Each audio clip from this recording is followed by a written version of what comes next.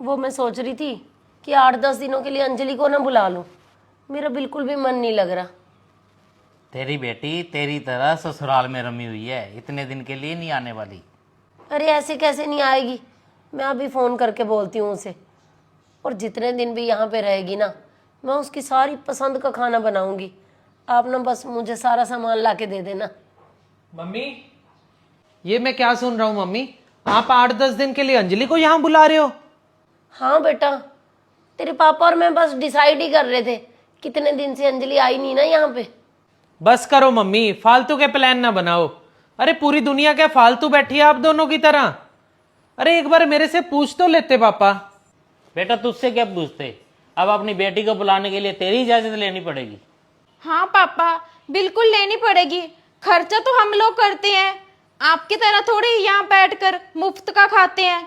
एक मिनट बहू, तुम्हें कैसे गलतफहमी होगी? हम लोग यहाँ फ्री का खाते हैं। हम दूसरों के सामने तुम्हारी तारीफ क्या करते हैं कि हमारे बेटा बहू अच्छे हैं, सारा घर संभालते हैं। तुम इस चीज का ना नजायज फायदा उठा रहे हो। अच्छा रहेगा तुम दोनों शराफत से अलग हो जाओ। हाँ हाँ, हम तो हो जाते हैं अलग। अरे आप लोगों के साथ रहना भी कौन चाहता है पापा? पैसा कमाना ना आसान बात नहीं है, पता है कितनी मेहनत करनी पड़ती है। एक तो हम आपका खर्चा भी उठाते हैं और ऊपर से कोई एहसान भी नहीं। ठीक है बेटा, ठीक है, हो जाओ अलग।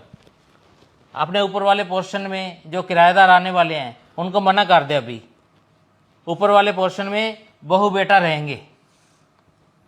पर आरव, अरे एक ही घर में है, खर्चे अलग हो रहे हैं। जाओ बेटा, सामान पहुंचाओ ऊपर। एक 10,000 रुपये देते हैं, बाकी खर्चा तो मैं करता हूँ। इनके पास पैसे जो बच जाते हैं तभी इनका दिमाग खराब हो जाता है। तू तो लोगों के सामने तारीफ करती रहती है, हमारे बेटा बहू अच्छे हैं, पर आज सुबह क्या किया इन्होंने? पूर्णमासी की रोटी जो हम इतने साल से खिलाते आ रहे हैं पंडित को, वो भी मना कर दिया कि ऐसे ढकोसले करने की क्या जरूरत है। वो भी मैं पंडित जी को बाहर से खाना खिला के आया हूँ। पैसों का घमंड आ गया इनमें, तभी तो हम छोटे नजर आने लगे इनको, और हमारी बेइज्जती करनी शुरू कर दी इन्होंने। तू चिंता न कर। ज्योति, महीने का ना मम्मी पापा को मैं 10,000 देता था खर्चे का।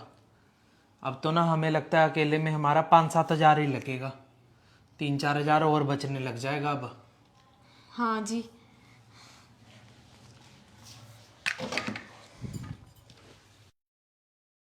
ये दे आपने सबूत को बिल, उसे बोलना इस बार टाइम से भर देगा। अरे दे तो आऊँ, पहले ही उनमें तो इतनी ज़्यादा लड़ाई झगड़ा हो रहा है। अब जाऊंगी, उसके पास कहाँ से आएंगे पैसे? जहां से भी आए बिल तो भरना पड़ेगा।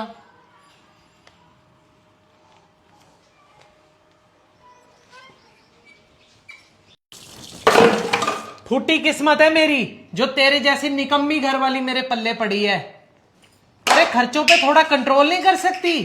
कितना कमाऊं मैं, सब कुछ घर पे लुटाता जाऊं? अरे मेरी भी कुछ सीमा है। अब मुझे ही सुनाए जा रहे हो आप। दिल्ली भर का कमाते हो आप, उसमें से भी मैं बचत करूं? इतनी महंगाई है। अरे कमाई तो मेरी उतनी है, ऐसा नहीं है कि मेरी कमाई कम होगी। महीने के मैं अब भी उतने पैसे ही कमाता हूं, लेकिन पहले पहले तो इतनी बचत हो जाती थी। अब 1 रुपया नहीं है मेरे पास। अगर कोई अचानक से खर्चा आ गया ना तो मुझसे मत पैसे मांग लेना। आशु, ये बिजली का बिल। अरे मम्मी, बिजली का बिल आप मुझे क्यों दे रहे हो? बिजली आप फूको और बिल मैं भरूं?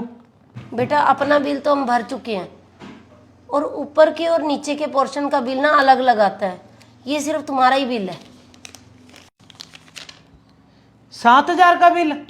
अरे मम्मी, आप ना पक्का कोई बिजली में कोई घपला करते हो। बिजली आप फूको और बिल हम भरें? नहीं विश्वास है ना तो बिजली वाले बुला के ना बिल को चेक करवा लो।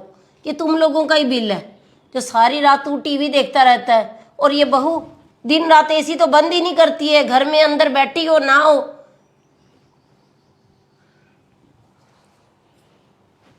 अरे ज्योति, ये सब क्या है?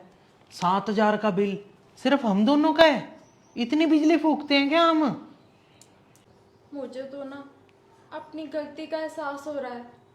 सारा खर्चा तो हमारा ही था, मम्मी पापा का तो खर्चा ही नहीं था। ज्योति, तू बिल्कुल ठीक कह रही है। हम तीनों का ही खर्चा ज़्यादा है।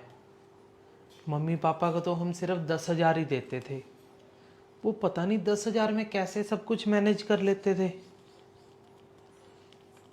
हम ना ऐसा करते हैं, माफ़ी मांग लेते हैं उनसे और दोबारा एक हो जाते हैं। हाँ, आप ठीक कह रहे हो। चल आजा, अभी चलते हैं।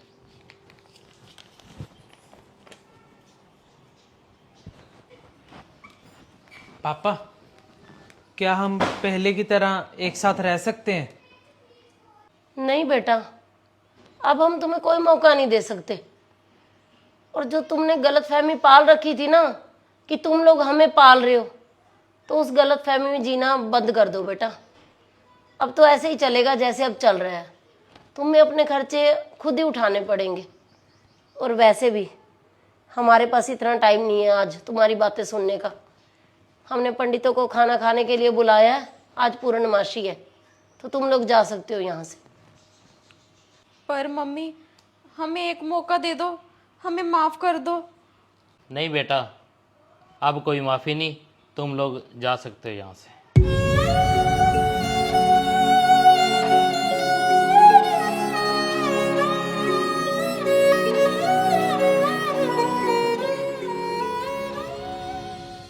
माँ बाप की थोड़ी सी एज होते ही ना बच्चे एक गलत फहमी पाल लेते हैं कि हम अपने माँ बाप को पाल रहे हैं।